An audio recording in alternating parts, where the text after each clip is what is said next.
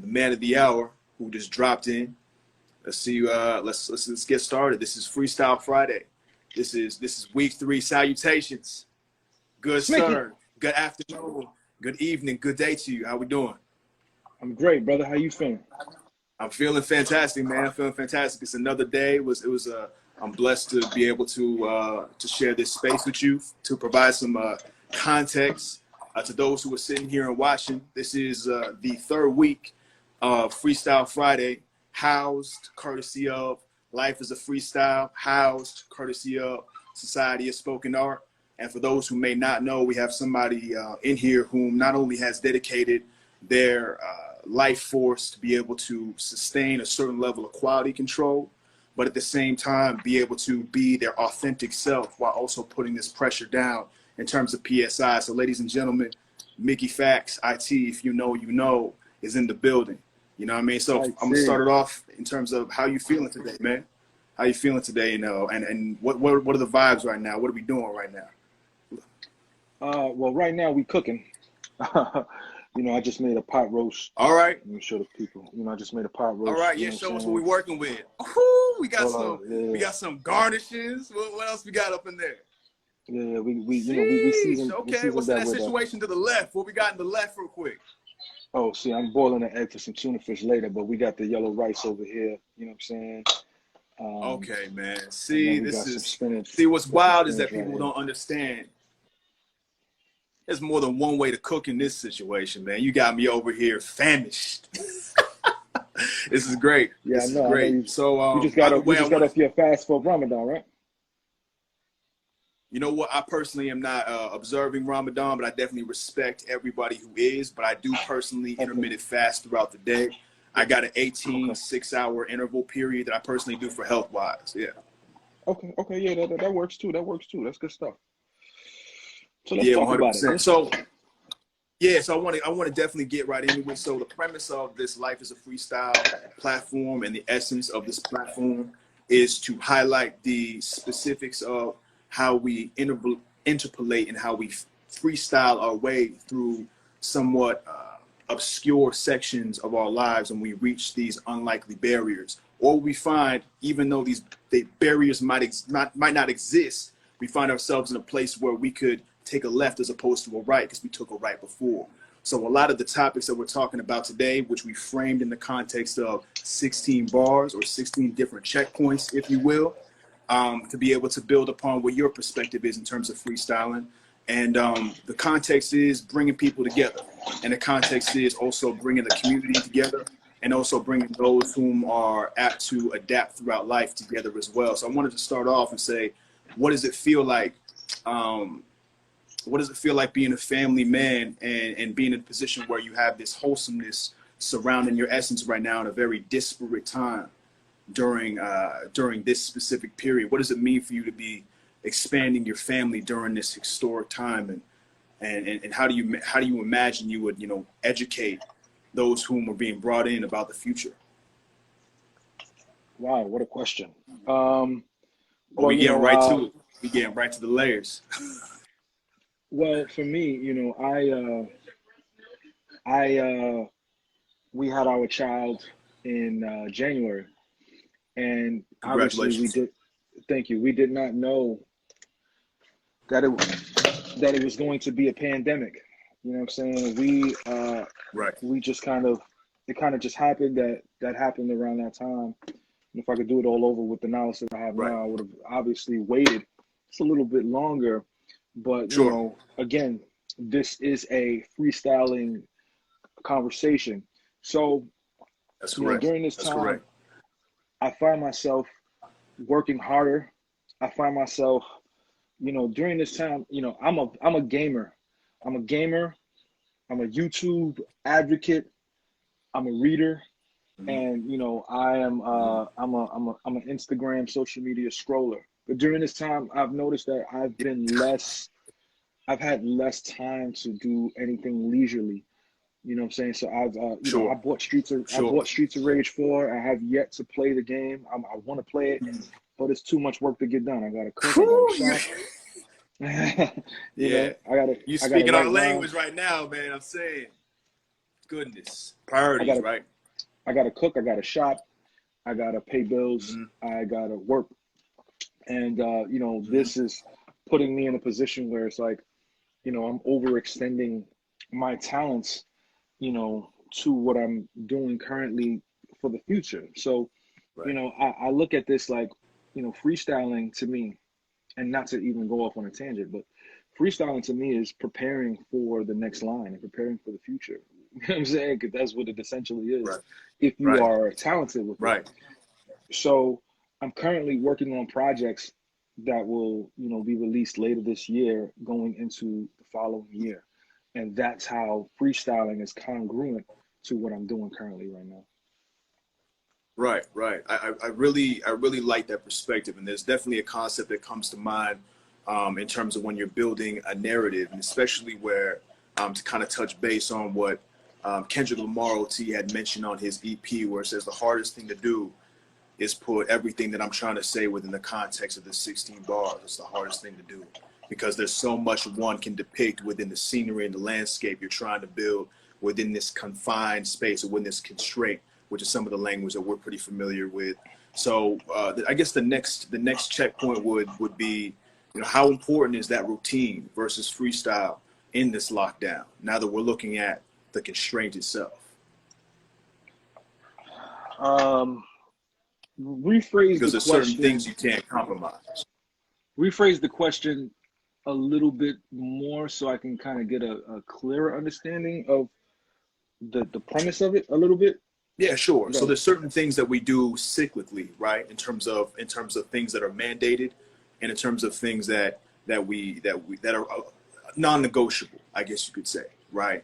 And then there's certain things where we can't necessarily pivot, we can't necessarily deviate, right? So how do you find, and how do you really rate the importance within the moment of saying, I'm going to commit to this ideal, and you know what, I'm going to go ahead and omit this ideal because I feel like these other circumstances are more optimal? How often do you find yourself doing that throughout not only your craft, but definitely in terms of the context of your life that you just mentioned? Okay, so now is this in terms of freestyling or is this in terms of writing? This is in terms of freestyling. And we can go right to writing right after that if you would like.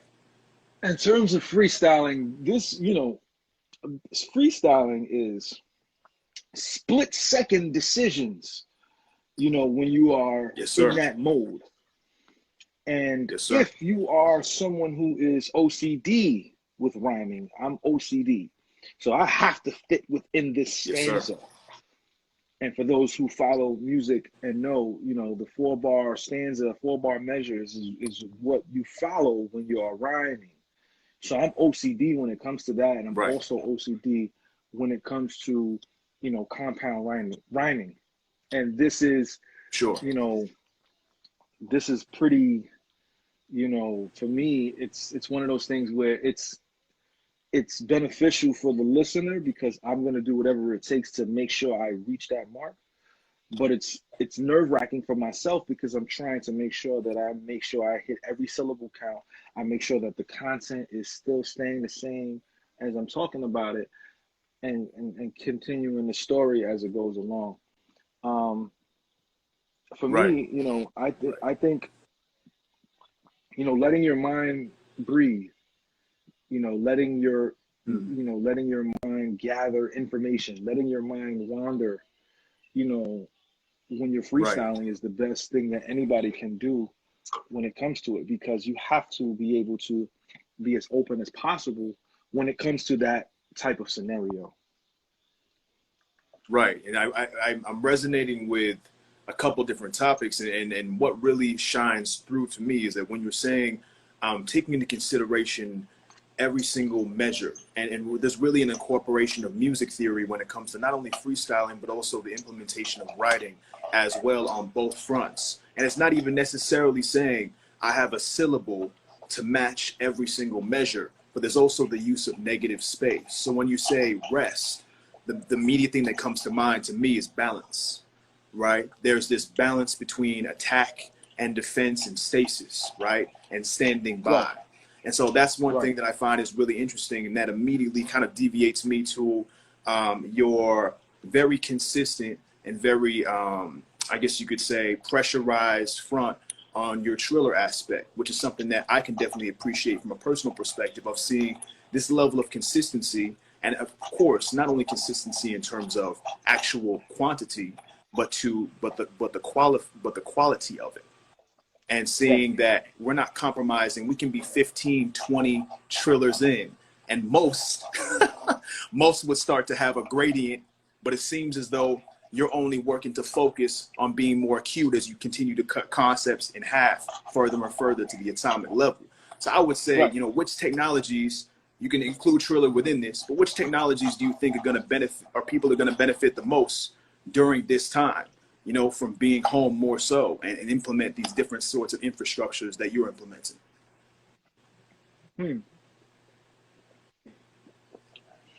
Definitely,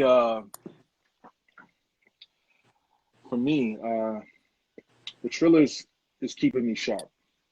A lot of these verses are verses that I've done years ago, months ago, weeks ago. I hear the Triller, I hear the song one time, and it's muscle memory, and then I know the verse after hearing it one time. And I have over, you know, just to be clear, because of the work regimen, I have over 500 verses. I can do 2 Trillers a day if I choose to, until next year. Sure. In terms of what people can use, you know, technology-wise, you know, obviously, I think this is a great time for not only artists, but regular people to just kind of get into the habit of health and look toward anything that pertains to, you know, a regimen for working out, you know, and that, you know, is an element of freestyling that can kind of be used as well, because anybody who's worked out knows if you do 100 push-ups over the course of 3 months, you're not doing anything for your body. You have to freestyle and change it up and switch it up on your body. You know what I'm saying? That way you can kind of be on top of your game. And it's the same thing when you're freestyling in your mind for me. You know what I'm saying? You have to be able to be quick on your feet, be able to maneuver around a beat no matter what, and stay on your toes and make sure it's relevant to the content that you're speaking to.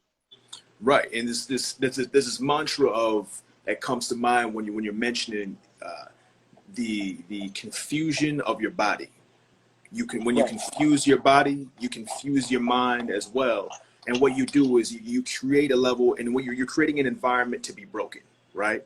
You're creating an environment to say, I'm uncomfortable with X scenario. I'm going to put myself in this adverse, maybe unfamiliar scenario, and then play off the interpolations of this adverse scenario, because I know, although I might trip, doesn't mean you're going to get the rep up. It doesn't mean you're not going to have someone spot you when you're hitting that last rep. But at the same time, it doesn't necessarily mean that the next time you get down for your next set on that next circuit, that you're not going to be strong enough and your muscles haven't healed for the next set of pressure you're putting down. So that's very interesting. Also, you know, you see the implementation of everyone using live streams, everyone using calls and things of that nature, which is great because there's a level of human connection that I feel like is happening on a certain level now because of what's been, I guess, reaped in terms of interpersonal relations, right? So what's interesting is that I see, so what's interesting is I see these emotions that people have are I guess, things that hold them back or could potentially be hurdles or barriers for them to be able to be encouraged to freestyle their way through life, and then also find what's really optimal for them within that moment. So I'm wondering, you know, can one improvise their way in and out of emotion at will, provided what's optimal for that moment? For instance, sometimes emotions lead us astray. If I'm emotional about pushing this bar up, I might not objectively be able to do it. Whereas if I'm about to step in and rip this freestyle real quick, if I'm coming in it with a clouded mindset, I might not be able to execute it, and you need that aqueousness. What's your thoughts on that? I mean, I think it's, you know, it's all, you know, a mind-body control situation. A person has to, you know, whenever you do anything in life, you have to have control of some sort. you know, and you have to make you have to make decisions and choices and have the correct discipline in order to enact everything that you're doing freestyle wise.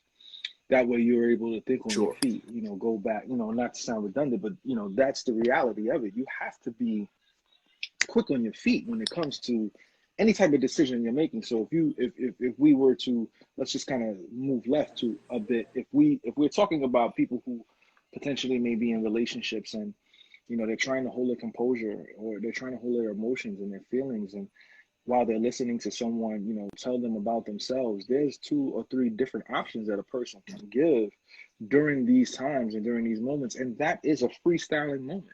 You can either be, you know, in agreement with someone, you know, giving their assessment on who you are as a person, or B, go against them, you know, in that same scenario and come towards them with force, you know, and rebuttal like as an attorney. Or C, you can just stay quiet and not speak at all. So, you know, it is right.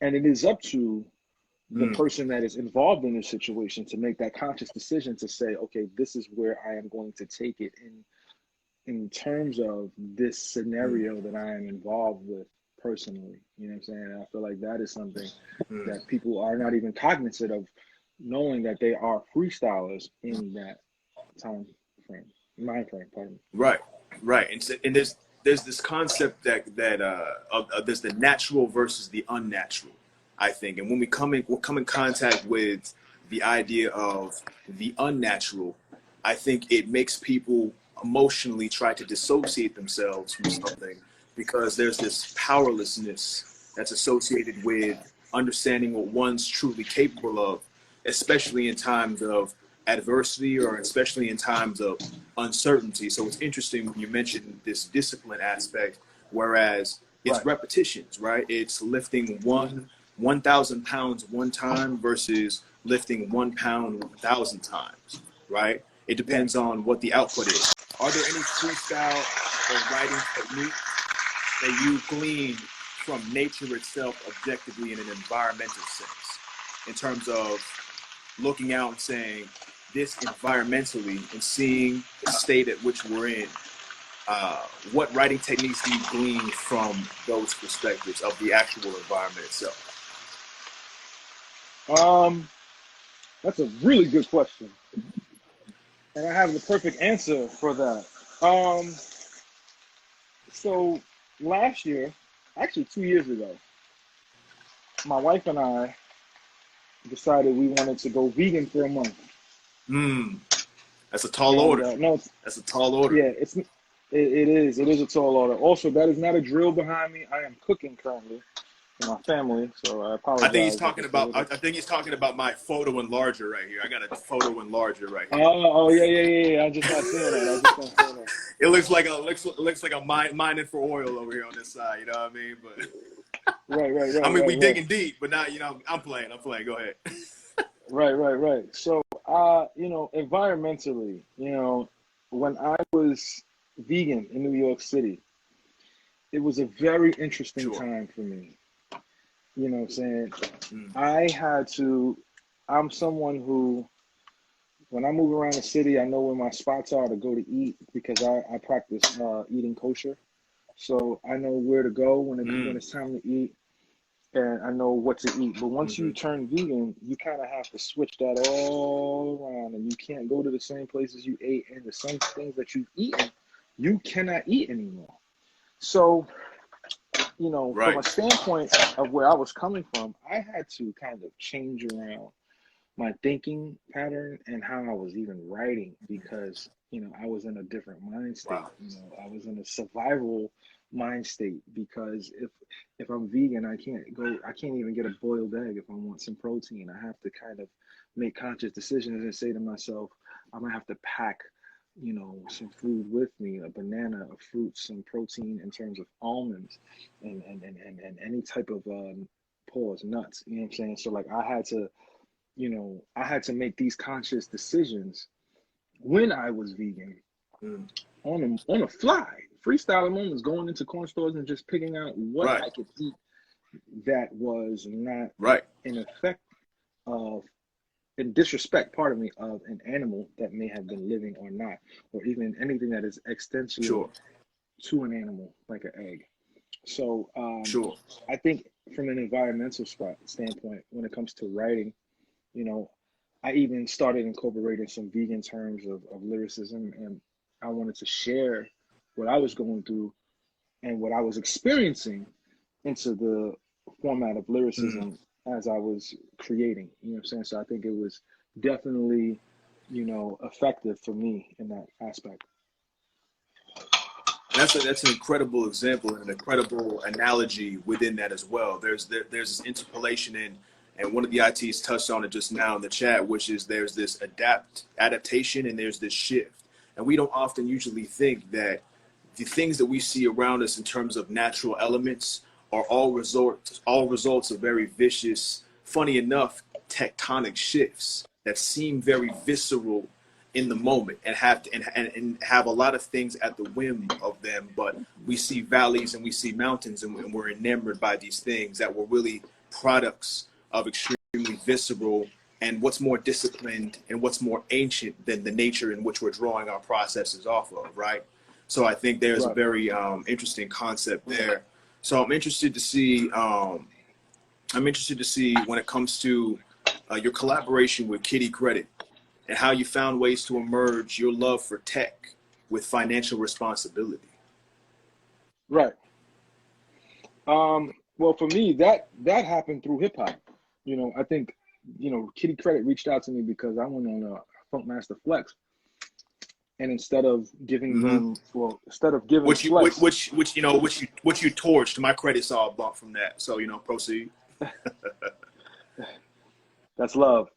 Instead of me giving Flex and Hot 97 this diatribe of entendres and metaphors and similes, in the middle of it, I gave them a pill of knowledge that can help people further, you know, grasp the essence of reality and financial freedom. Kiddie Kredit saw that, reached out to me and realized the potential and the worth in somebody wanting to elevate the consciousness of people through music. And you know, for me, I look at it like, you know, it's tech and it's financial literacy, but it's also hip hop, because I am coming in as an ambassador for someone who think Kiddie Kredit is a fantastic idea, but there's still a language barrier that is not, you know, 100%. It's not easily met. It's a quote from Malcolm X. He's like, if you can't 100%. Malcolm X said, if you can't meet someone with the language that you speak and they speak a language that you don't speak, and it can be English, then you meet them with the language that they speak. So I choose, and I chose. You meet them where they are. Right. Right. So I chose to be an ambassador for Kiddie Kredit, using the language of hip hop in order to elevate and raise the consciousness of those who are more in tune with hip hop to try and be a better person with their credit, financial literacy, and just being a better person in life. You know what I mean?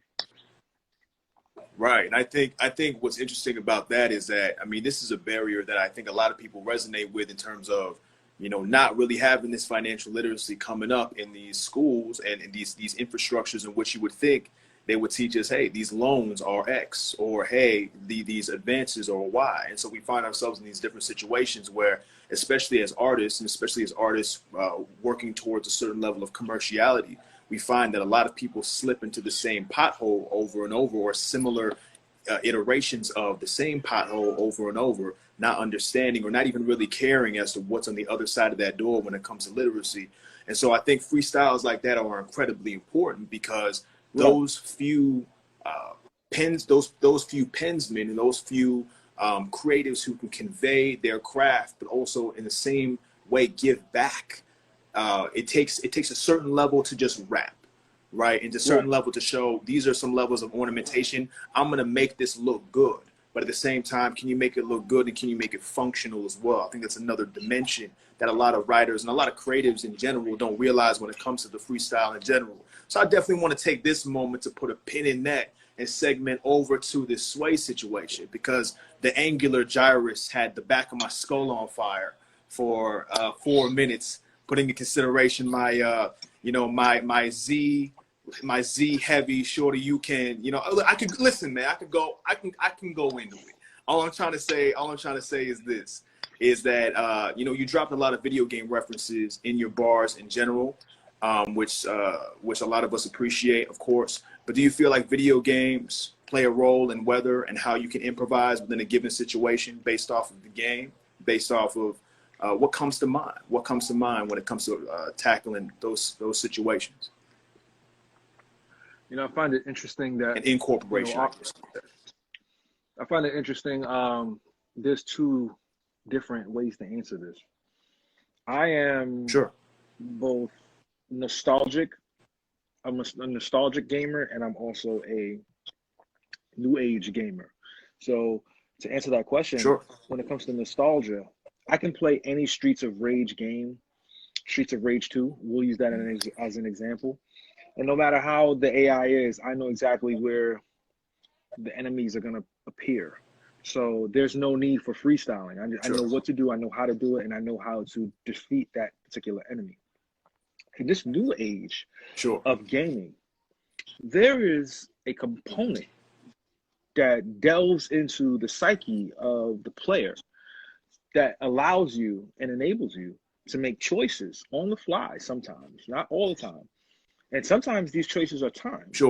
And you have to be quick on your feet in order to receive a specific ending for a game that you are playing at the current time. Mass Effect 1, 2, 3 is one example.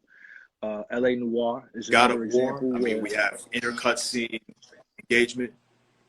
Yeah, God of War is another one. Let me turn my neck to see. NBA Live. Not NBA Live. Yes, sir. 2K. Yes, sir. When you're playing that sequence. Yes, sir. And how can we forget Infamous? I feel like Infamous is another one where you choose between good and evil. And when you consider good and evil, that is the basis of all types of freestyling in general, as well as just regular compromising your mind. You know what I'm saying? So like, and that's just me just turning to the left and looking at, my game collection. But those is what comes to mind when I consider that. Right. See, and that's wild, I think a lot of times, when we reflect, and especially when we're pulling from a piece of nostalgia, we find that, especially during this time, I mean, there's more time allocated than we normally would have because we're not necessarily distracting ourselves with the same what have yous that we normally would be unconsciously distracting ourselves with, right? So some people are getting lost in that temporal side in a certain way. It's almost on the, I would have gone to the Super Bowl if I didn't tear my ACL. You know what I mean? So in a way, we find ourselves in a position where, we don't mind where we could potentially go, and we think the best is behind us. So I would love to kind of touch on, the reflection permeates the essence of who we are on a day-to-day basis, but does a reflection have a place when considering the future? And if so, for you, how so?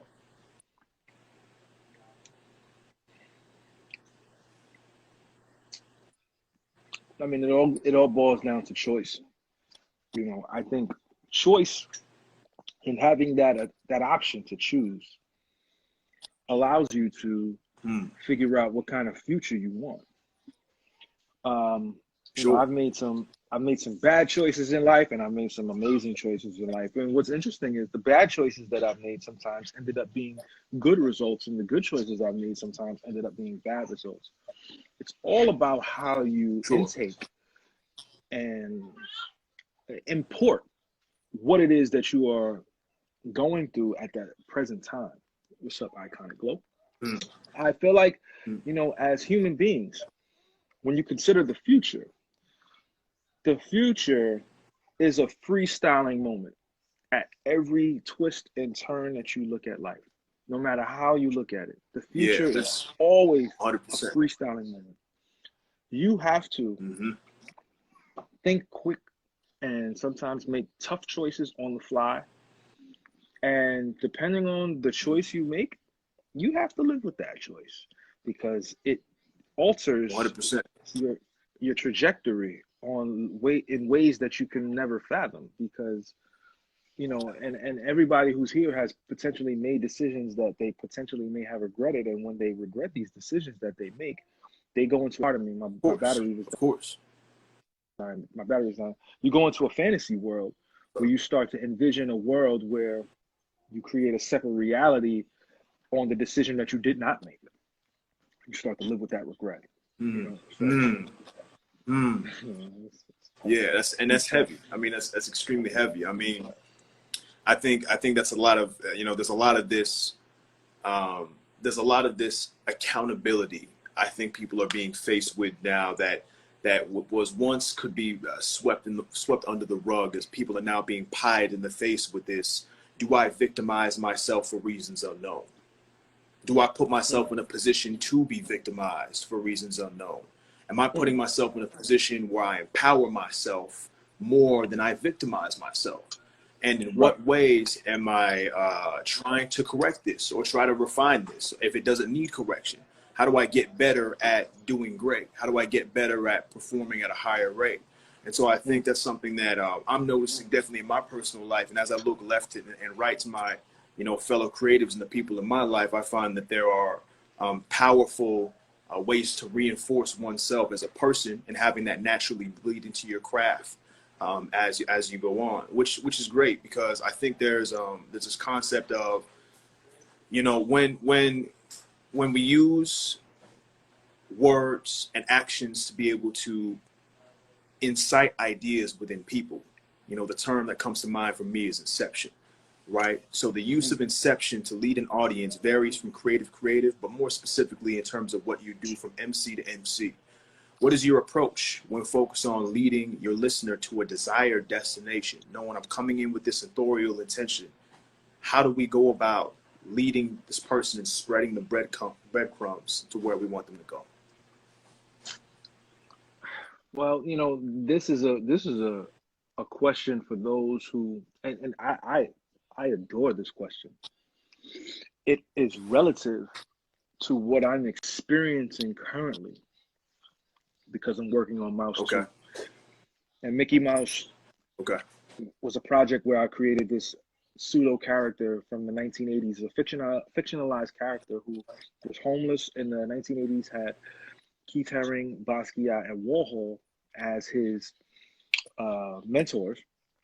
And he went from homeless to a graffiti writer to becoming a affluent person in the culture of art, and then succumbing to HIV. Well, not succumbing, pardon me, capturing the disease known as HIV, and then the project ends. So now 8 years later, I'm finishing up this project in a sequel format, and my fans are.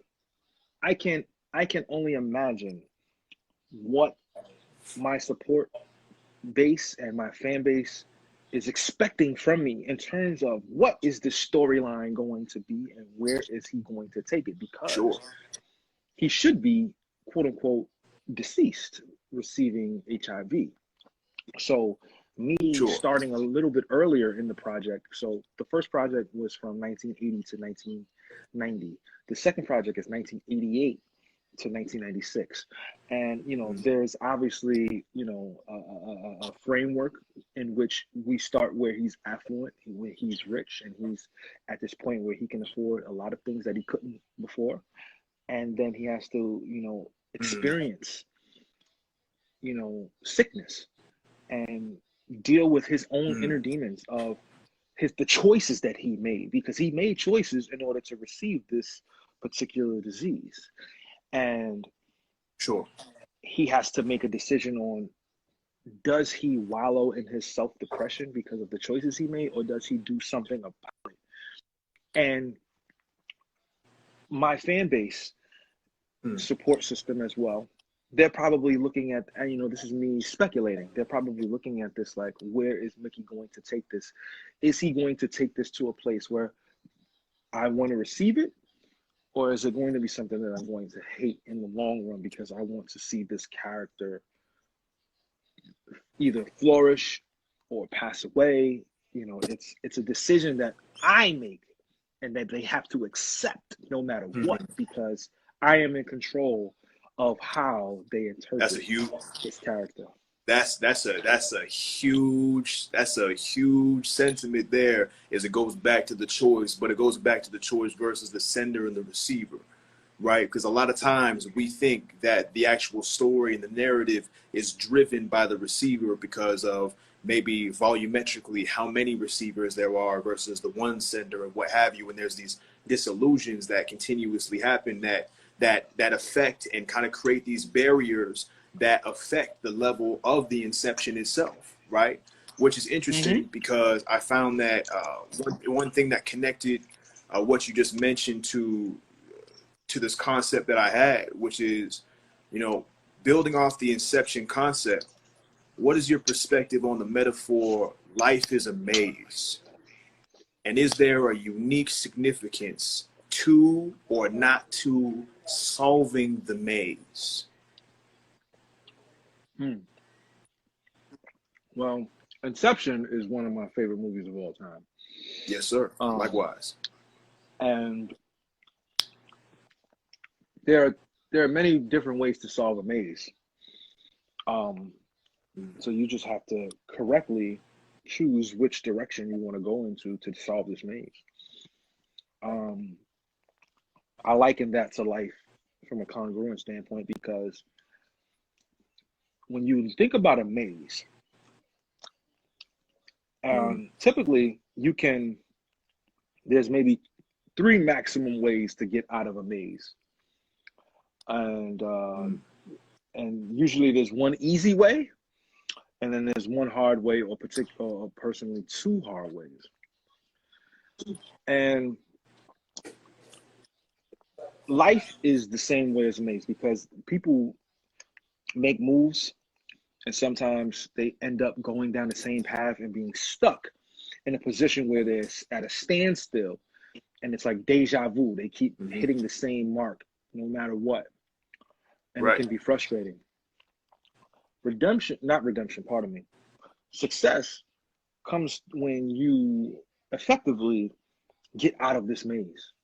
And when you consider how life is, you know, I definitely, you know, think about this movie Inception, which, you know, again, it's fantastic. You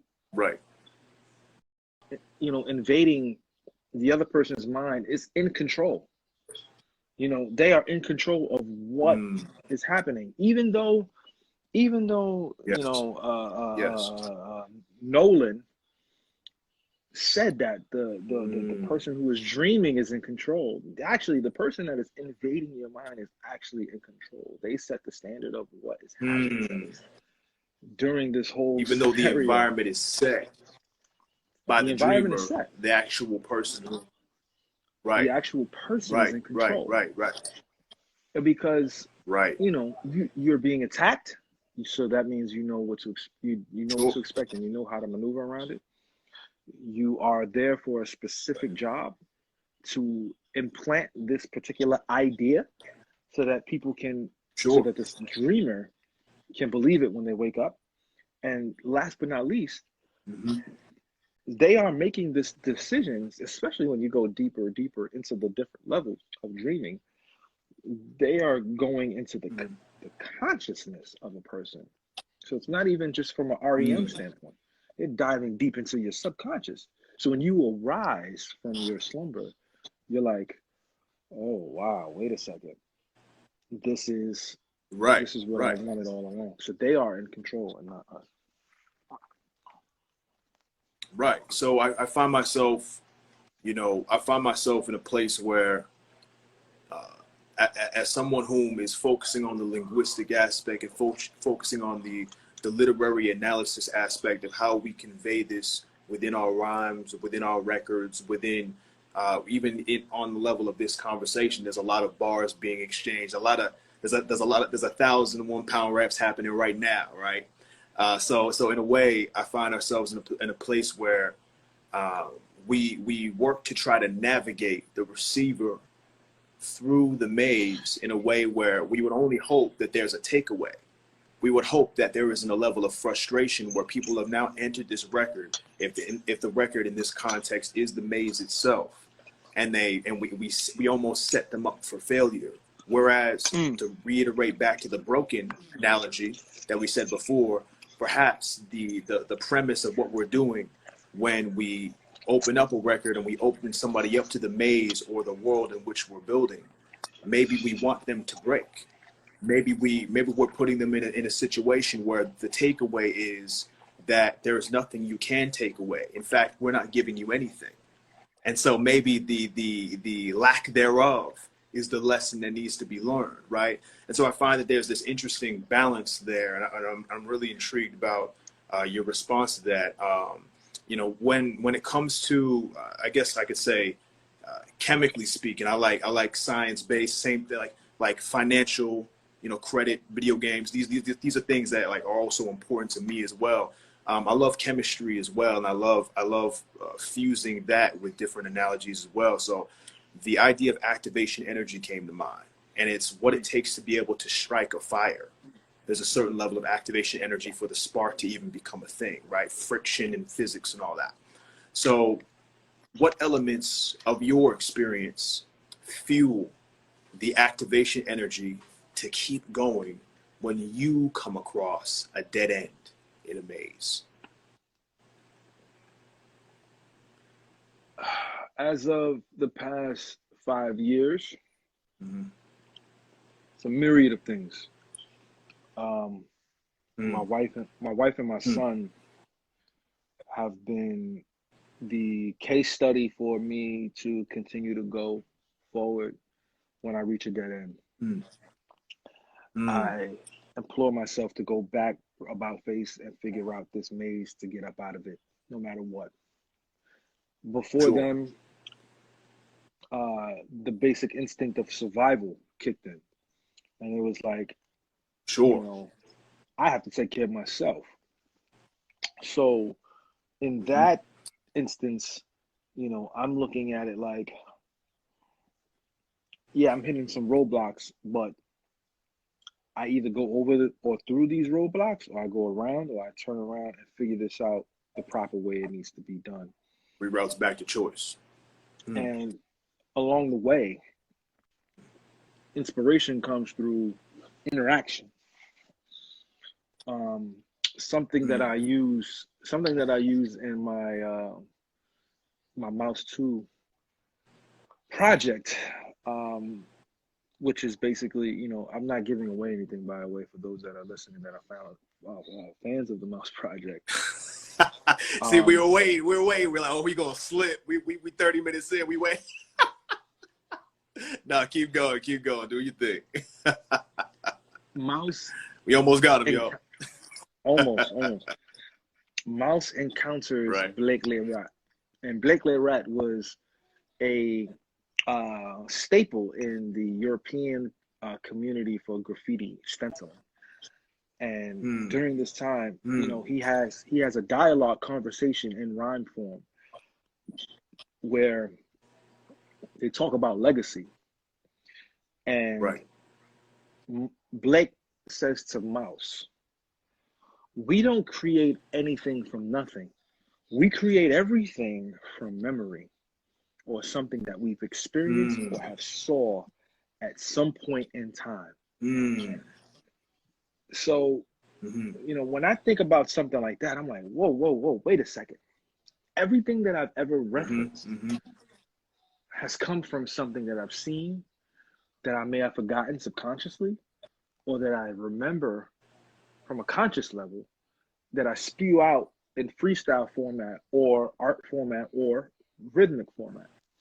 And for me, that is unbelievable to consider, because everybody is basically following after each other, creating new recycled ideas and information, but on a high interpolations. There you go. Yes, you yes, solved sir. that riddle Yes, for me. So yes, sir. I am inspired by my family at this particular time, because I know that I am who they depend on, and what I can't falter due to my own personal gain if I choose to have some, or failures if I choose to succumb to that. I have to go hard no matter what to support my family. 100%, 100%. That's very noble, and that's very encouraging to hear. Definitely during this time where people are grabbing at any straw, now that the straws have been reduced in terms of what to fight for and how to fight, you know, and even what direction cardinally as to where the first step should even be taken, if a first step should even be taken at all, especially in the face of a dead end within the maze. You know, so I find that, and this is going to be really the last topic I wanted to touch on, and then we can open up the conversation for questions. Or we have about 8 minutes left, so I definitely want to put at least one bar, one of these bars that we touched on, in the hands of the public. If y'all wouldn't mind flooding the actual comment section with something insightful, so we can make the most of this man's time and definitely take something away from the platform where we don't generally always take something away from. This is a great opportunity to try to maybe get a little bit deeper, you know what I mean, and maybe see something that we don't necessarily see every day. My piece is, how does the creative, now that we've kind of touched on mazes, how does the creative, considering inception, with an enigmatic approach, convey their perspective to sustain/retain their audience in the face of today's dynamism, where the attention span goes like that? So a level of mysteriousness, when one comes to a dead end within a maze, their first instinct is to give up. Is the listener's understanding of the creative's authorial intention pivotal in that process? Do they have to know what we're talking about at all? Do they have to know why we're doing what we're doing? Is there a point? These are some of the best questions I've ever been asked in my entire career. Thank you, sir. This is myself. This is others in Life is a Freestyle. I mean, you know, we really take personal care into your time, and we appreciate your time. Wow.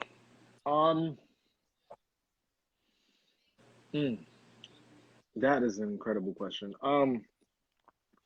I'm trying to remember the question. That's how blown away. Not a problem. Just to keep it condensed. You know, how does one, more specifically yourself, with an enigmatic or layered approach, convey their perspectives to sustain/retain their audience in the face of today's dynamism? Is the listener's understanding of the creator's authorial intention pivotal? How so, or how not?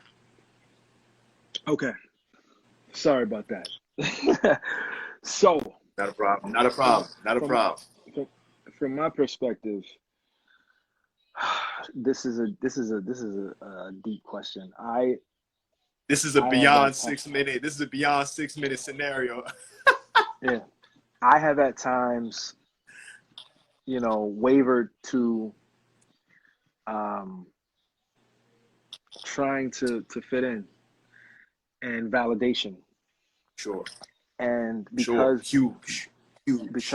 Because the American psyche, I wouldn't say 70% of the American psyche is chose to believe and follow after one specific formulaic movement in terms of entertainment as well as life, period. And you know, you have that 30%, and the 30% is who I focus on. I know that Mickey Mouse and Mouse 2, the sequel, is not going to be accepted by the masses, because half of the population don't know about Andy Warhol, Keith Haring. They know about Basquiat because Jay-Z has name dropped him a million times. But aside from that, Sure. you know, me attempting to, you know, take the American psyche into this realm and this world of art where they've never experienced, or if they have experienced, it has been seldom seen in a museum, if they've went to a school trip, or if, you know, they're on a date, but never on a singular experience. It is a cluster fuck. You know, pardon my French. I feel that as an artist who loves to convey double, triple, sometimes quadruple entendres, I have no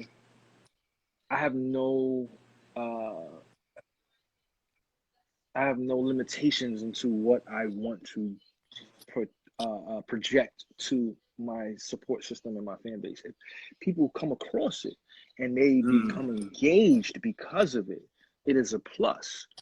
But I have now come to the point in my life and in my career that I am done appeasing and trying to have this sense of validation from critics, fans, reviewers, peers. I'm good. I know what I'm doing is at a high level. And if I didn't come to that realization, I would be stuck in a hamster wheel of validation, trying to be accepted in a place where people do not want to accept me, period, because I am not coming at the same wavelength as others are coming. A lot of the questions that you asked today, a lot of my peers could not answer simply because of the vocabulary and how high the vocabulary usage is, not even getting into the context of the questions. So for me, yes, sir, I look at this like, this is who I am. And I know there are like-minded individuals such as myself who will appreciate the art, the knowledge, the historical artifacts that I am compiling to convey on music, interview platforms, as well as any type of projection that I perceive to place into the world. And I want to be able to make sure that that brand of intelligence, that brand of integrity, and that brand of inspiration is seen through the forefront for generations to come.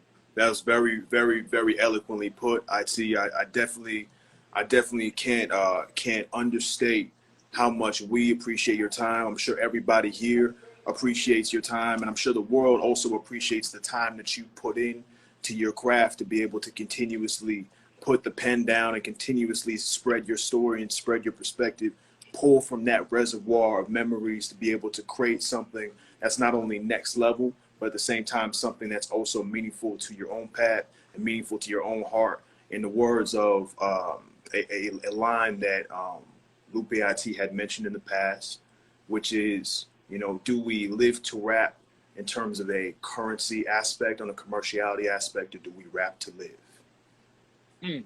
And that's the question I think that dawned on me the most, which was, and something I definitely put a pin in every morning before I pick up the pad and start doing what I do, is primarily, why do I do it? And do I do it because I love myself? Or do I do it because I love everything that I'm a part of? Or is it both? So either way, we got 15 seconds. I appreciate your time, sir. I hope you have an amazing meal and an amazing evening. I hope we touch base sometime in the future. Peace. It's done. So, peace.